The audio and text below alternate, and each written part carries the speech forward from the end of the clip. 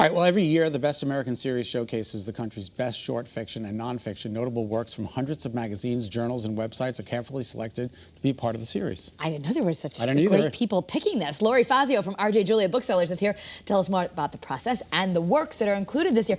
They did all the thinking for you. They do, and it comes out every year in the fall. These came out in October, and it's a very popular series. I mean, they do very well in the stores for us. People love these, and they like, sometimes they like one particular kind, and then other times they like dabble into other things. So are they all connected in some way, or they're?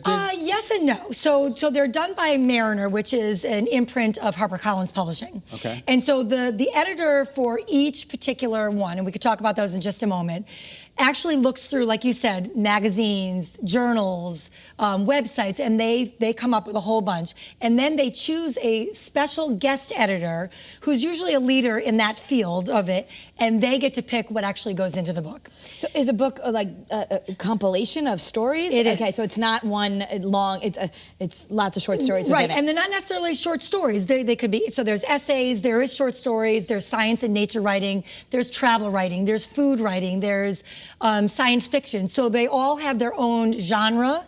And so a leader in that field actually picks what goes in there. Oh. So some are longer, some are shorter.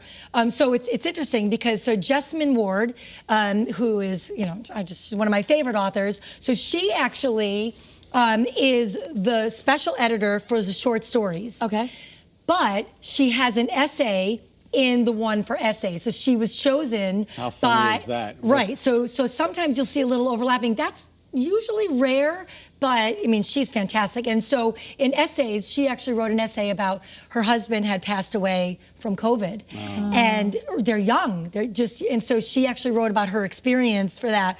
But then she chose all the short stories to go in this one. So it's really fascinating. That is fascinating. Yeah, and the food writing actually was like, okay, well, how do we write about fooding and travel? How do we write about those things during the pandemic? So they're really fascinating. Yeah. And I haven't read all of them, but I've read some of them, and it's really neat to see how people wrote about it during this, really difficult time. Absolutely. To do these sort of things. So all of these books, each year there's like 6 or 7 books in a series. Is that how it works? Yep.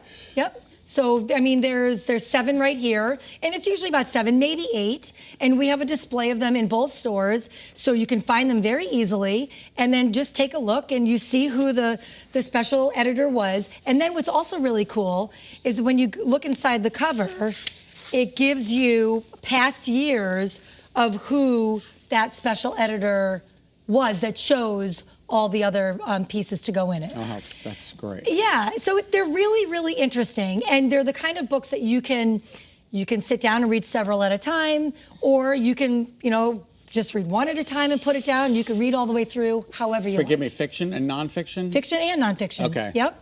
So this is really great also for gifts. Definitely. Because if you know that someone loves travel, you can say, this is the best of the best. Everything that's been written about travel this year that was the best, here it is for you. Or exactly. This one's science fiction and fantasy. So if they pick like a whole book, do they just not put the whole book in there and put an excerpt? Or they would put an excerpt. And normally it's shorter pieces. Okay. Anyway, because and that's why it's short stories. So there's not a one of these that's novels. Gotcha. Right? So there's shorter pieces that go in here, and then some books, like the one you have, Kara, is a bigger book. It has more pages than short stories does, and that's the science fiction and fantasy edition. So they're really, really interesting. So I encourage you to, check them out.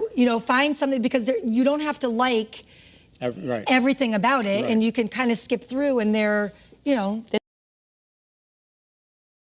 Divergent. She's the editor of this. A lot of people have read Divergent, so if she likes it, then it ends up in here. Exactly. Okay. Yep. Fantastic. All right, let's talk about Leanne Moriarty. Okay, so I did finish it, and I'll tell you what I like about it, because I love Leanne Moriarty books. We've talked about that before.